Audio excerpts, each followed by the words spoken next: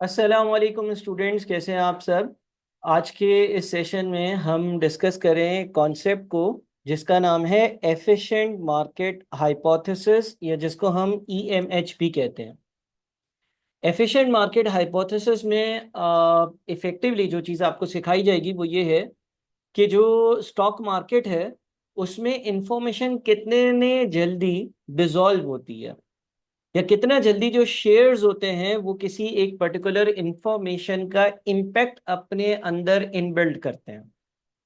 इसकी डिस्कशन से पहले मैं दो चीज़ें आपको क्लैरिफाई कर दूं या एक एग्जांपल दे दूं जिससे आगे जब हम पढ़ेंगे तो आसानी हो। देखिए, एक कंपनी है, लेट से उसके शेयर की प्राइस है 25 रुपए पर शेयर। अब वो कोई आगे जाकर एक प्रोजेक्ट करने वाली है जिसकी पॉजिटिव नेट प्रेजेंट वैल्यू है, आगे जाकर कोई ऐसा काम करने वाली है कि जिसकी वजह से उसके प्रॉफिट्स जो है वो बहुत ही अच्छे हो जाएंगे, प्रॉफिट्स में इंक्रीज आएगा।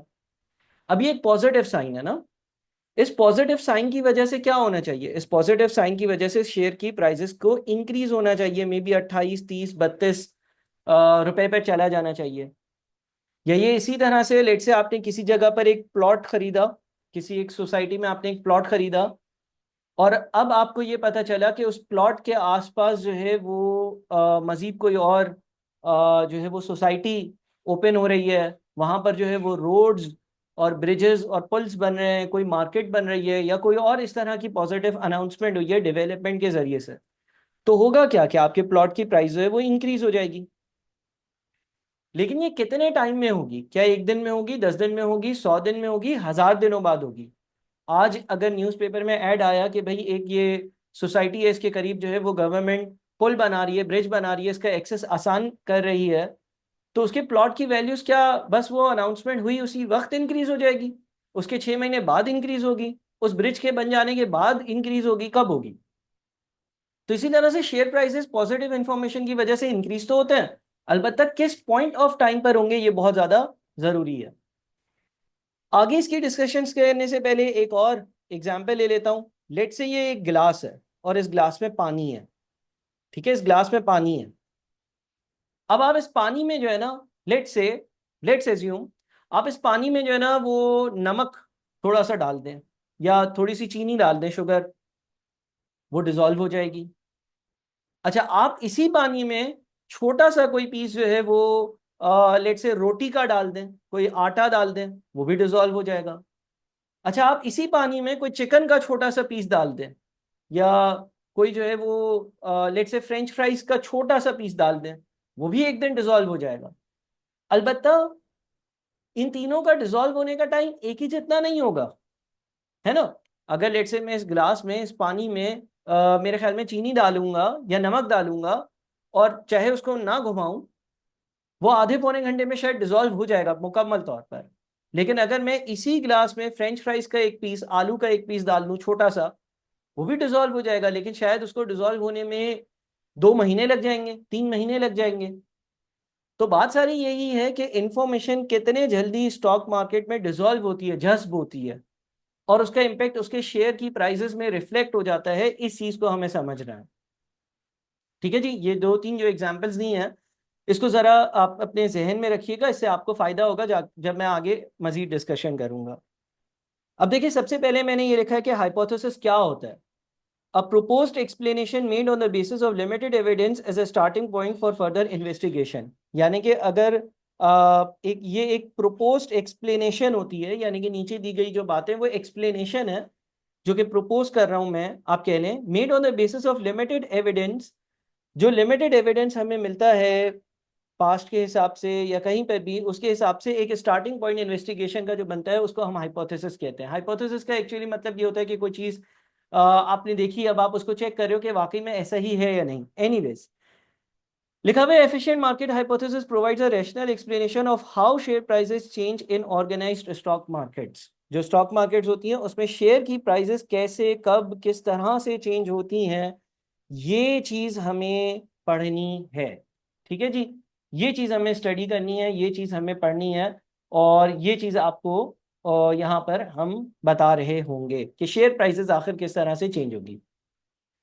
अजम्पशन, अच्छा कुछ अजम्पशन भी है यहाँ पर। Share prices change in a logical and consistent way. Sir इसका क्या मतलब है, logical and consistent way? In response to new information that becomes available to investors. देखिए, एफिशिएंट मार्केट हाइपोथेसिस पढ़ने की ये अजम्पशन है कि हम ये एज्यूम कर रहे हैं कि शेयर की प्राइसेस का उतार चढ़ाव, इंक्रीज डिक्रीज जो होगा वो किस वजह से होगा, वो किसी इंफॉर्मेशन की वजह से होगा। इसका क्या मतलब सर, अभी भी समझ नहीं आया। जब आप एडवांस लेवल पर कहीं फाइनेंशियल मैनेजमेंट पढ़ते हैं ना, तो एक चीज आप पढ़ते हैं बिहेवियरल फाइनेंस। सर ये क्या है? इसमें बहुत सारी टर्म्स होती हैं। एक चीज होती है हर्ड इंस्टिंक्ट। हर्ड इंस्टिंक्ट, ठीक है सर, ये है क्या? देखिए, कभी कभार शेयर की प्राइसेस का इंक्रीज या डिक्रीज लॉजिकल होता है। मिसाल के तौर पर एक कंपनी का शेयर 25 रुपए का था, उसने चार अच्छी बातें अनाउंस कर दी कि भाई आने वाले साल में हमारे प्रॉफिट ज्यादा होंगे, क्योंकि हमें लेट से हम एक ऑयल डिगिंग का काम करते हैं और हमें जो है वो चार अच्छी अच्छी साइट्स मिली हैं जहां पर बहुत ज्यादा ऑयल है। लॉजिकल सी बात है, मेक सेंस। कंपनी के शेयर की प्राइसेस को इंक्रीज हो जाना चाहिए, क्योंकि नजर आ रहा है कि उसका बिजनेस अच्छा होगा, बिजनेस अच्छा होगा, प्रॉफिट ज्यादा होंगे, प्रॉफिट ज्यादा होंगे, वो शेयर प्राइसेस में रिफ्लेक्ट करेंगे। ये एक लॉजिकल रीजन है। समटाइम्स क्या होता है कि किसी कंपनी के शेयर प्राइसेस इंक्रीज हो रहे होते हैं, लेकिन उसके पीछे कोई रैशनल एनालिसिस नहीं होता, बल्कि लोगों का बिहेवियर होता है। इस तरह की स्टडी को हम बिहेवियरल फाइनेंस की स्टडी कहते हैं। सर इसका क्या मतलब है? मिसाल ले लें, लेट से आप स्टॉक मार्केट में खड़े हुए थे, पाकिस्तान स्टॉक एक्सचेंज पे खड़े हुए थे। दो लोगों को आपने सुनते हुए ऑब्जर्व किया, आपने देखा वो बातें कर रहे हैं, वो बोल रहे हैं यार एक्स वाई जेड कंपनी के 500 शेयर्स मैं ले लेता हूँ, 500 तुम ले लो। अच्छा, जब आपने सुना, अभी इन्वेस्टमेंट के लिए आए थे, तो आपने ये सोचा यार ये दो बंदे इधर इन्वेस्ट कर रहे हैं, क्यों ना मैं भी इधर ही इन्वेस्ट कर दूं, कुछ होने वाला है इस कंपनी में। अच्छा, होने वाला कुछ नहीं था। होने वाला कुछ भी नहीं था। वो दो लोग अपनी मर्जी से कर रहे थे, शायद कुछ होने वाला उनको पता हो, शायद कुछ ना होने वाला हो, बस वो 500 शेयर्स किसी एक एक्स वाई जेड कंपनी के खरीद रहे थे। अब आपने भी खरीद लिए। आपने क्यों खरीदे? क्या आपके पास कोई इंफॉर्मेशन थी कि इस कंपनी के प्रॉफिट्स अच्छे होने वाले हैं? नहीं। बस आपने दो लोगों को सुना था, तो आपने भी खरीद लिए। अच्छा, आप जब खरीदने जा रहे थे, आपके तीन चार दोस्त भी स्टॉक मार्केट में आपकी तरह ट्रेडिंग करते थे, वो आए, हाँ भाई आज कौन से शेयर्स की ट्रेडिंग कर रहा है? तो आपने बोला यार अभी दो लोगों को सुना है वो एक्स वाई जेड कंपनी के 500 शेयर्स खरीदे हैं, तो मैं सोच रहा हूँ मैं भी 500 खरीद लूँ। उन चार ने भी क्या किया? उन चार ने भी बोला यार हम भी तो इन्वेस्टमेंट ही करते हैं, तो चलो 500 हम भी खरीद लेते हैं, क्या है 10 रुपए का तो एक है, 5,000 रुपए की इन्वेस्टमेंट कर देते हैं। अब क्या हुआ, दो और एक आप, तीन, तीन और चार आपके दो, सात, सात लोगों ने उधर इन्वेस्टमेंट करी। अच्छा, स्क्रीन पर नजर आया इस कंपनी का वॉल्यूम ऊपर जा रहा है। 10 और लोगों में बात फैली, उन्होंने भी इन्वेस्टमेंट कर दी। और उन 10 लोगों ने और 100 लोगों को बताया, उन 100 लोगों ने भी इन्वेस्टमेंट कर दी। और जब इस तरह से होगा, किसी एक पर्टिकुलर कंपनी के शेयर्स सब लोग बाय कर रहे होंगे, खरीद रहे होंगे, तो क्या होगा, मार्केट को क्या सिग्नल मिलेगा, कुछ होने वाला है इस कंपनी में, कुछ बड़ा बेहतरीन होने वाला है, सब इस कंपनी के शेयर्स खरीद रहे हैं, तो सबने खरीदना शुरू कर दिया। यह है हर्ड इंस्टिंक्ट। ये बिहेवियरल फाइनेंस के एक जगह पर पढ़ाया जाता है आपको, कि कभी कभी मार्केट जो है ना वो इंसानी बिहेवियर के हिसाब से रिएक्ट या ऑपरेट कर रही होती है। इसमें बहुत सारे हैं, लॉस एवर्जन बायस है, हर्ड इंस्टिंक्ट है, बहुत सारी और भी टर्म्स हैं, बहरहाल वो हम उस डिस्कशन में नहीं जाते। लेकिन कहने का मकसद ये है कि कभी कभी कंपनी के शेयर की प्राइसेस किसी किसी फंडामेंटल बेसिस की वजह से नहीं, बल्कि किसी के बिहेवियर की, रवैये की वजह से, या किसी सुनी सुनाई बात की वजह से भी ऊपर नीचे जा सकते हैं। ठीक है। लेकिन हम जब एफिशिएंट मार्केट हाइपोथेसिस का मॉडल पढ़ रहे हैं, तो हम एफिशिएंट मार्केट हाइपोथेसिस के मॉडल में, एफिशिएंट मार्केट हाइपोथेसिस के मॉडल में ये एज्यूम कर चल रहे हैं कि ऐसी कोई बात नहीं हो रही होगी, बल्कि मार्केट जो है वो इंफॉर्मेशन के हिसाब से ही रिएक्ट करेगी। ठीक है। अच्छा जी, आगे लिखा हुआ है according to the theory there are three possible levels और फॉर्म्स और degrees of market efficiency, forms of information availability, weak, semi strong और स्ट्रांग। अब हमें तीन तरह की बातें पढ़नी है, एक वीक वीक फॉर्म एफिशिएंसी, एक सेमी स्ट्रांग, एक स्ट्रांग। ये इसी तरह से, जिस तरह से मैंने एक एग्जांपल दी कि एक नमक है पानी में, वो भी डिसॉल्व होगा, जल्दी से हो जाएगा। फिर हमने एक और एग्जांपल दी, आपने आटे की बनी हुई रोटी का छोटा सा पीस जो है वो पानी में डाल दिया, वो भी डिसॉल्व होगा, उसको कुछ और टाइम लगेगा। फिर हमने एक फ्रेंच फ्राइज आलू, हमने फ्रेंच फ्राइज की एग्जांपल ली कि फ्रेंच फ्राइज का टुकड़ा आपने जो है वो पानी में रख दिया, वो भी डिसॉल्व होगा, लेकिन वो कुछ और टाइम लेगा। तो ये कुछ और टाइम है, ये कुछ और टाइम है, ये कुछ और टाइम है। बात समझ में आ रही है?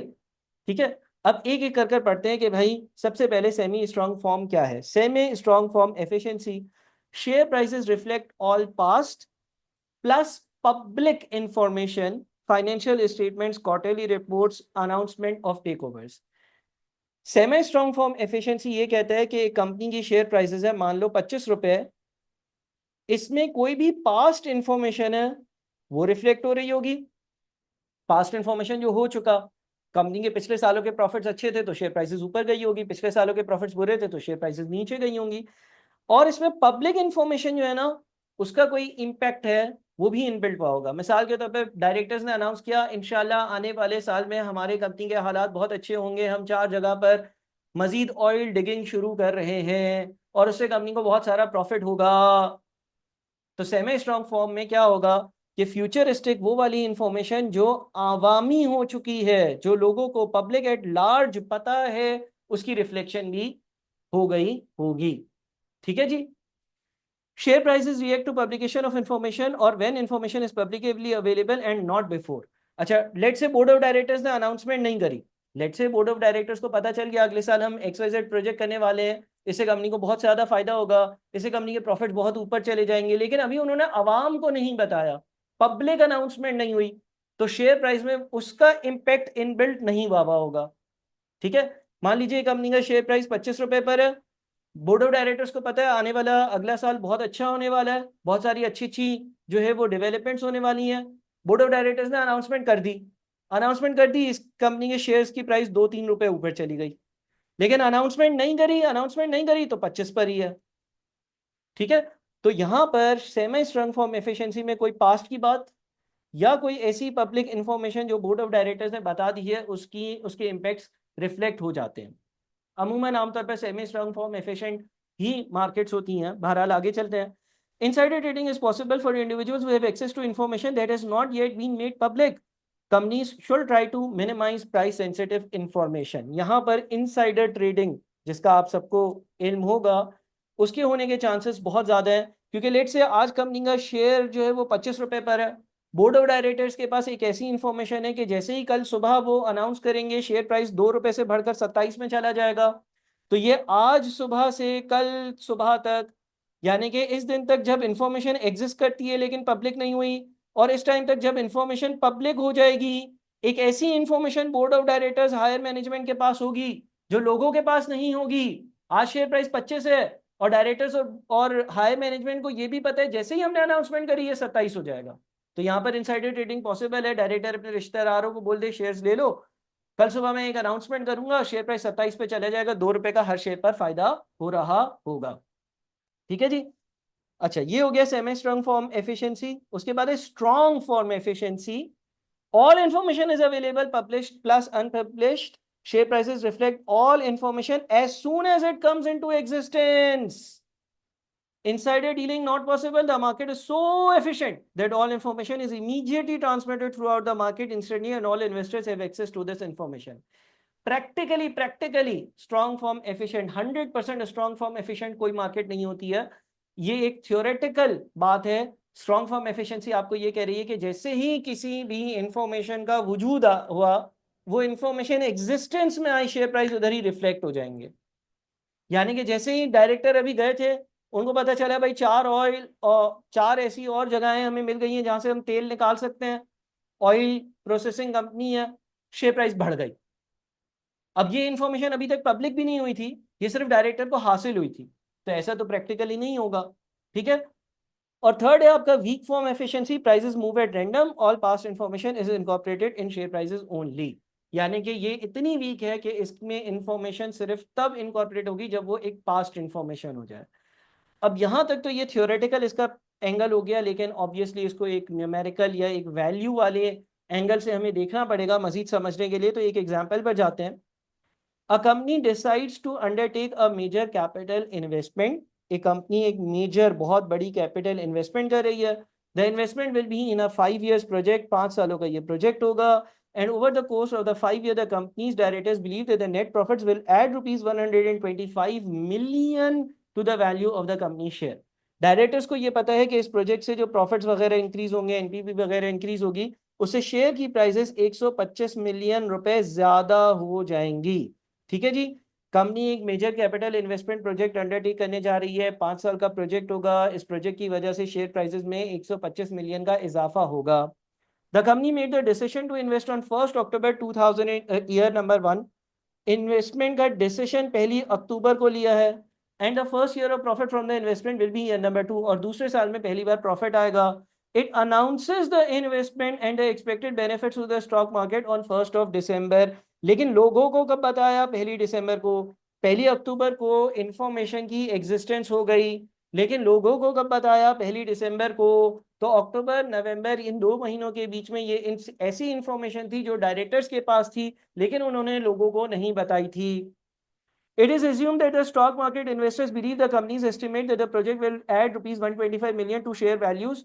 जो स्टॉक मार्केट एनालिस्ट है वो भी यही कहते हैं कि 125 मिलियन का फायदा होगा। ये याद रखिएगा कि डेट्स क्या है। 1 अक्टूबर को 1 अक्टूबर को ये डिसीजन हो गया, ये काम करना है। लोगों को कब बताया? 1 दिसंबर को बताया। अब देखिए स्ट्रॉन्ग फॉर्म एफिशिएंसी में क्या होगा। If the stock market has a strong form efficiency, strong form efficiency जैसे ही इंफॉर्मेशन का एग्जिस्टेंस आया, लोगों को नहीं बताया, शेयर प्राइसेस ऊपर मूव हो जाएंगी। The companies price share prices should go up on 1 October as soon as the decision to invest is made.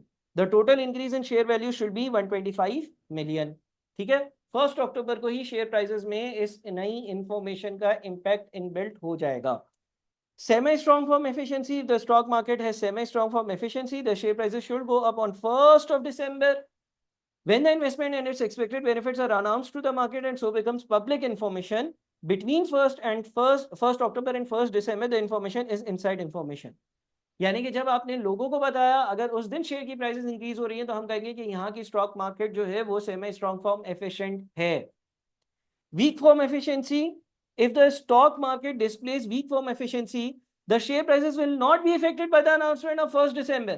अगर वीक फॉर्म एफिशिएंसी होगी तो 1 December वाले दिन भी शेयर प्राइसेस जो है वो इंक्रीज नहीं होंगी। The share prices will eventually respond after each of the next 5 years when the actual historical profits of the company, including the profit from the new investments, are announced. इसका मतलब week form efficiency में information आ भी जाए, share prices increase नहीं होते। Share prices उस दिन increase होते हैं जब चीजें मटीरियलाइज हो जाएं। पहला साल खत्म हुआ, प्रॉफिट आया, प्रॉफिट की वजह से शेयर प्राइसेस इंक्रीज होंगे जब वो पास्ट का एक हिस्सा बन जाएगा। ठीक है जी। तो ये पहली एक एग्जांपल थी 3 तरह की मार्केट्स को अंडरस्टैंड करने की। एक और एग्जांपल देखते हैं। A company's board of director makes a decision on 1 May to invest in a new project that will have an NPV of 4 million. Directors ने 1 मई को डिसीजन लिया, हम एक प्रोजेक्ट में इन्वेस्टमेंट करते हैं, यहां से 4 मिलियन की नेट प्रेजेंट वैल्यू आएगी। The decision is announced to the stock market on 12 May, लेकिन इसको लोगों को बताया 12 मई को, देखो भाई हम ऐसा काम करने जा रहे हैं जिसकी वजह से 4 मिलियन की एनपीवी आएगी। The company has 50 million shares in issue and a close of trading on 30th April. These had a market value of $4। यानी कि इस इंफॉर्मेशन के आने से बिल्कुल ही पहले एक शेयर की वैल्यू जो है वो ₹4 थी। State what will happen to the share price of the company if the stock market has weak form efficiency, has semi-strong form efficiency. देख लेते हैं जी। And has a strong firm efficiency. Weak firm efficiency, the share prices will not react to the announcement by the directors. Share prices in a market with weak firm efficiency react to historical data, not future expectations. यानी कि week form efficiency में share prices में तब्दीली सिर्फ तब आएगी जब वाकई में आपने वो पैसा कमा लिया हो। Semi strong form efficiency, if investors believe the estimate of an NPV of 4 million rupees, the value of the company shares will increase by this amount, rupees 0.08 per share. 0.08 पर शेयर क्यों? 4 मिलियन का सारे share holders को benefit अगर मिलेगा तो उसको हमें नंबर ऑफ शेयर से डिवाइड करना होगा। नंबर ऑफ शेयर्स कितने हैं? नंबर ऑफ शेयर सवाल में लिखे हुए हैं 50 मिलियन। तो आप इसको 50 मिलियन से डिवाइड करते हैं, आपका जो वैल्यू बनती है वो 0.08 बनती है। And rise of 4.08 on 12th of May, the date the announcement is made to the market.